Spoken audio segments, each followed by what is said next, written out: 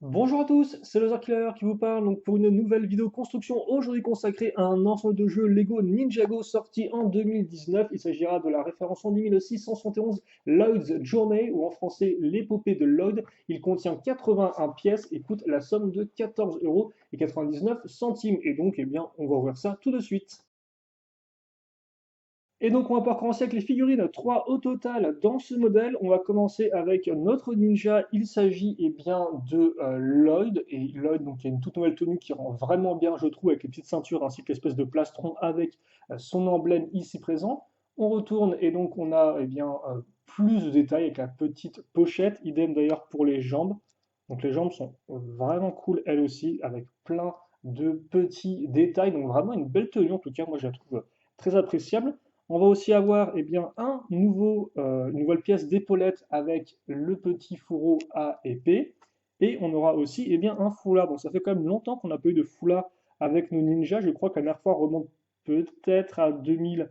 En tout cas, c'est vrai qu'effectivement, le combo foulard plus coupe de cheveux est apparu en 2014 avec Rebooted. Et puis ensuite, on l'a eu à nouveau dans le tournoi des éléments. Alors, en tout cas, avec la version des ninjas qui était la version justement qui était la version, je crois, entraînement, si je dis pas de bêtises, j'ai plus le nom exact, parce que toutes les tenues ont un nom particulier. Et donc voilà, la coupe de cheveux qui arrive ici. La tête, vous l'avez remarqué, c'est celle qu'on a depuis le film Lego Ninjago, donc rien de différent à ce niveau-là pour tous les habitués. Et honnêtement, je trouve ça plutôt cool qu'ils vous permettent d'avoir des figurines des ninjas avec coupe de cheveux et foulard et cagoule, tout ce qui est le plus simple. Comme ça permet vraiment d'avoir bien, une offre un peu plus diversifiée. Ça veut dire que si Lloyd revient dans plusieurs sets, au moins vous l'avez à chaque fois de façon un peu différente. Donc ça, c'est plutôt cool. Et aussi pour ceux qui n'auraient pas encore eu Lloyd avec sa coupe de cheveux, c'est vrai que il me semble, je sais plus s'il a apparu comme ça dans les années précédentes. Honnêtement, c'est fort possible, mais ma mémoire là encore commence à me jouer des tours. Donc en termes d'armes, vous avez vu, on a mis un katana, mais ce n'est pas tout, car il viendra aussi avec une sorte de petite flamme au bout d'un bâton, donc une sorte de torche. Hein, je pense que c'est le nom qu'on utilise généralement pour du feu au bout d'un bâton, effectivement, mon petit laser killer. C'est une torche, mais une torche un peu plus, comme on peut le voir, décorée, et là encore, qui est plutôt cool.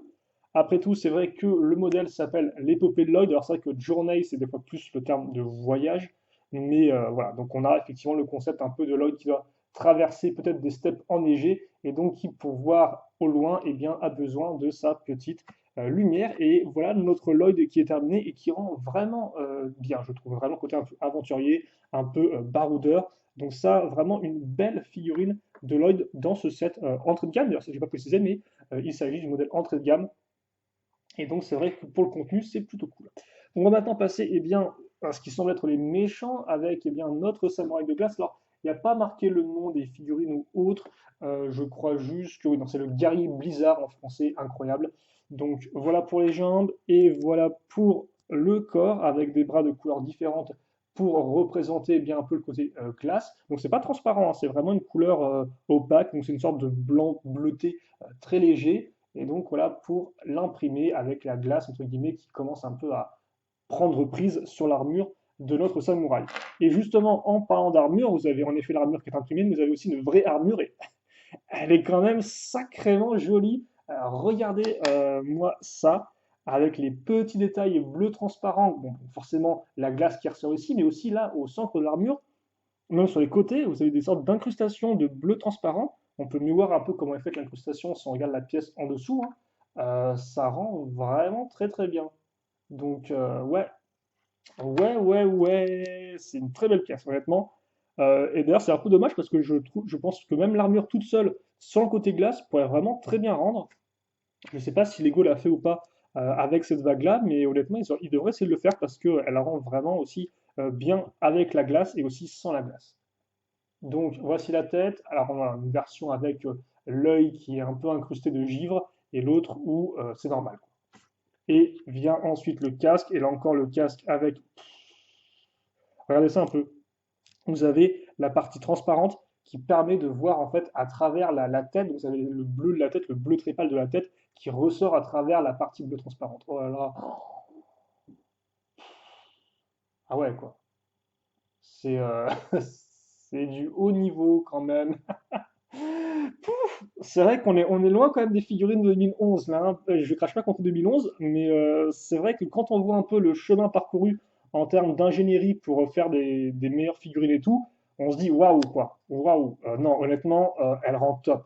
Parce que c'est vrai que récemment j'ai construit une figurine de serpent et une figurine de samouraï, mais c'est une figurine de samouraï sans armure, sans rien, et forcément elle faisait un peu entre guillemets pitié à côté de la figurine de serpent qui elle avait des jolis effets transparents. Et là, ouais, là.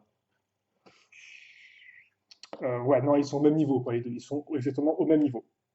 Et enfin, troisième figurine, même si c'est un peu particuliire, c'est eh bien cette figurine de loup. Alors là, forcément, ça va un peu brûler les yeux, donc je vais relever la caméra, voilà. Donc, une figurine exclusive à Ninjago, donc il n'y a pas de nom pour l'instant, je crois. En tout cas, sur la description de la boutique officielle de Lego, c'est juste loup. Donc voilà, donc vous avez votre figurine de loup à trois queues.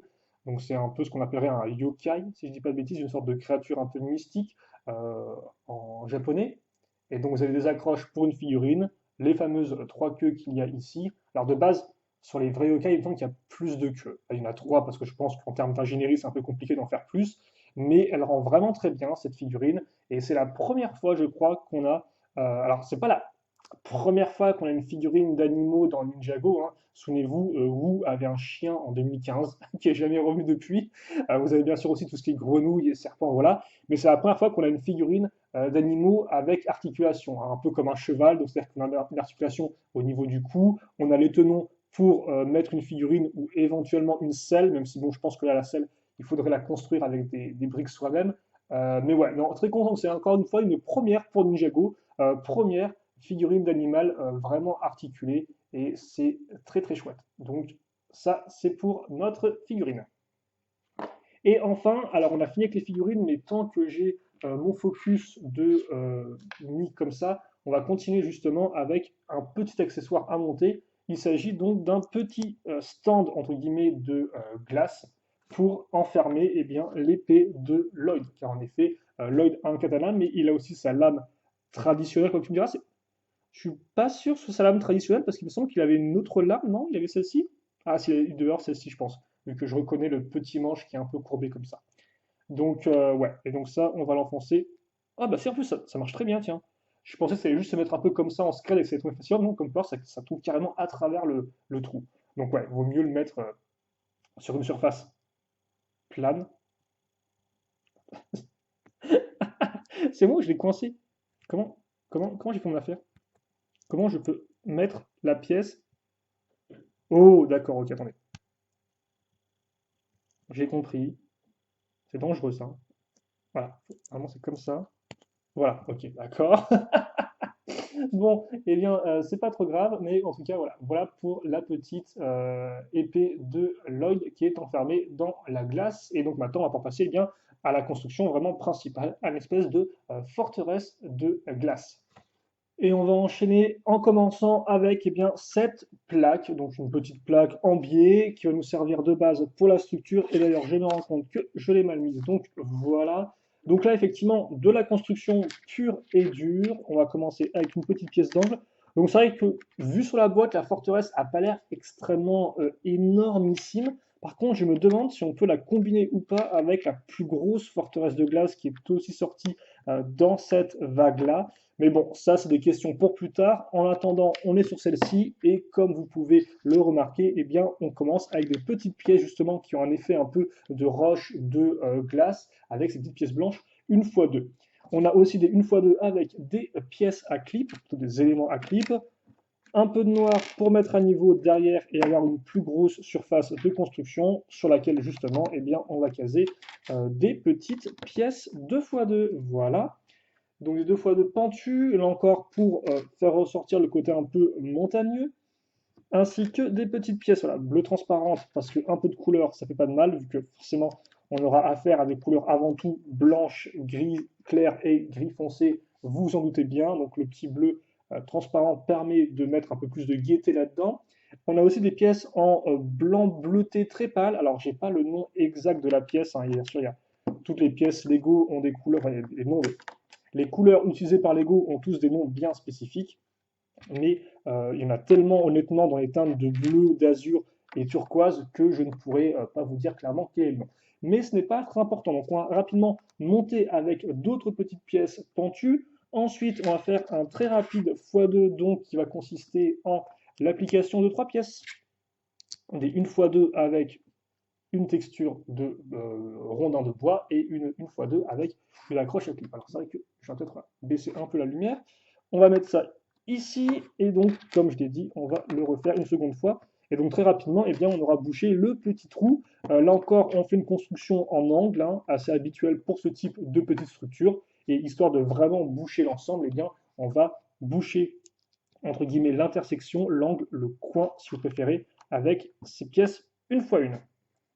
Une fois que c'est fait, on va solidifier l'ensemble, une pièce d'angle et une fois une avec la petite dent qui descend, un peu comme si on avait bien des stalactites.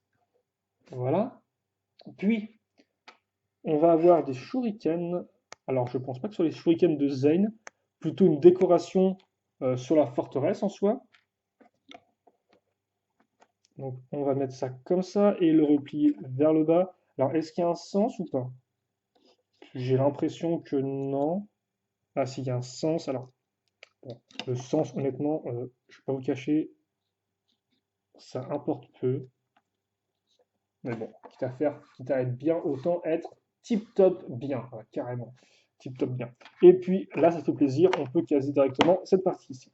Donc c'est vrai que là, à l'intérieur, on n'a rien du tout. Donc est-ce qu'on va mettre des choses après dedans? Est-ce qu'on pourra s'en servir comme une petite cachette pour nos figurines?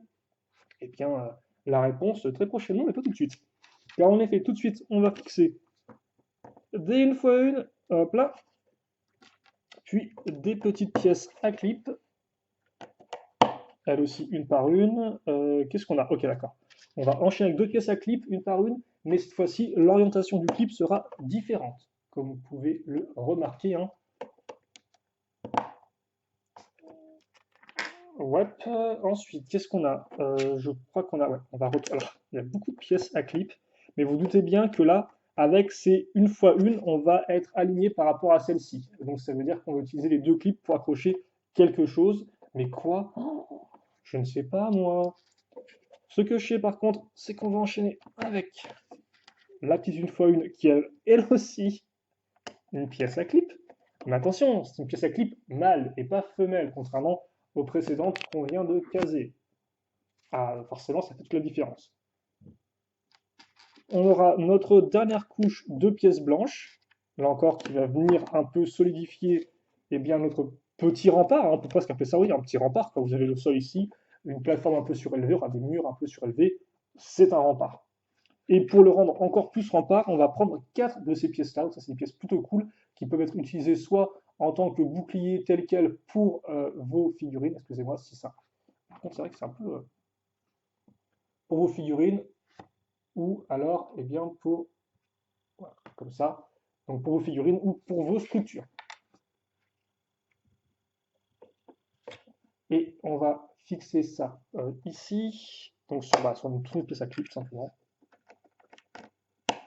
Donc on va bien faire attention à ce qu'elles soient les unes contre les autres.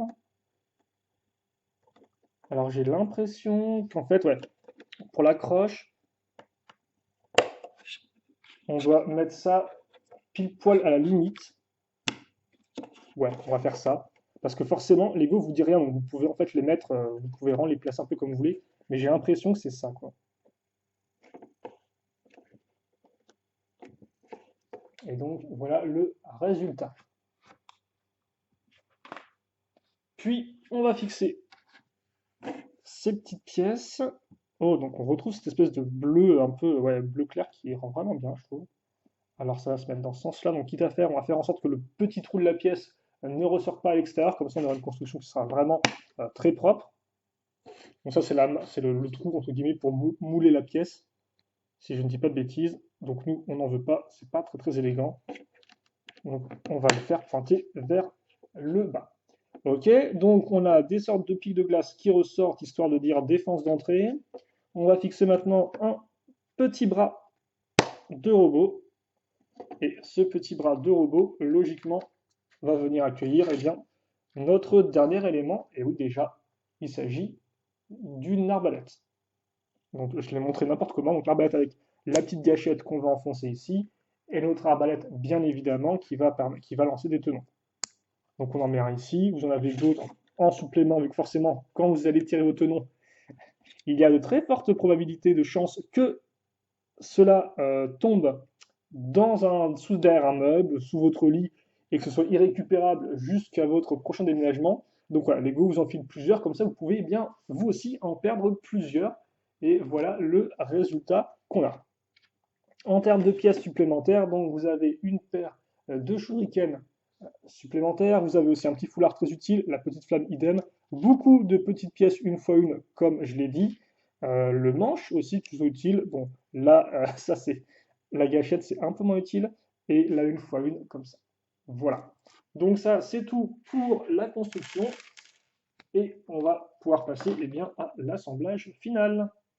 Et voilà pour le turnaround, effectivement, eh bien, du modèle complété. Donc, on peut un peu mieux voir la taille de la forteresse par rapport à nos figurines. Et honnêtement, c'est vrai que la forteresse rend vraiment bien. Vous avez une petite cache derrière pour planquer eh bien, ce que vous voulez. Vous avez des petites accroches à clip pour mettre, si vous souhaitez, eh bien, le katana du samouraï. Donc, non, vraiment un bon petit modèle, hein. Et c'est vrai que même voilà, en termes général, le modèle, honnêtement, eh bien, je pense, est peut-être un des meilleurs modèles entrée de gamme que nous avons eu jusqu'à présent. Peut-être aussi du fait du contenu vraiment de figurines, donc de vraies mini-figurines qui sont très chouettes, bien équipées, bien originales. En plus de ça, une figurine qui est d'ailleurs exclusive, parce que c'est vrai que la figurine du loup, elle est exclusive à cette là. Vous ne pouvez pas la retrouver ailleurs, en tout cas pour le moment dans cette seconde vague 2019. Et en plus, une structure honnêtement qui rend vraiment bien et qui est relativement efficace. Donc ouais, non, franchement, un très bon modèle que celui-ci et donc que je ne peux que vous conseiller, en tout cas après une première construction, moi j'en suis vraiment satisfait. Bon, la construction est ce qu'elle est, elle n'est pas non plus extrêmement incroyable, mais, euh, mais ouais, ouais, je trouve que pour 15 euros, vous avez quand même de quoi vous amuser. Alors bon, ça 15 euros, c'est toujours un peu plus cher que 10 euros, hein, logique, Euh, mais, euh, mais ouais, non, franchement, agréablement surpris par ce modèle entrée de gamme qui n'hésite pas à mettre les pieds dans le plat directement dès le début, quoi. Donc on va peut-être se quitter là-dessus. Si vous avez des questions, des commentaires, n'hésitez pas à me les poser, j'y répondrai avec grand plaisir comme d'habitude. Et puis pour le reste, eh bien nous on se retrouve plus tard pour de nouvelles vidéos. Et en attendant, eh bien passez une bonne journée, une bonne soirée, une bonne tout ce que vous voulez, portez-vous bien et à plus. Allez, salut à tous et à toutes.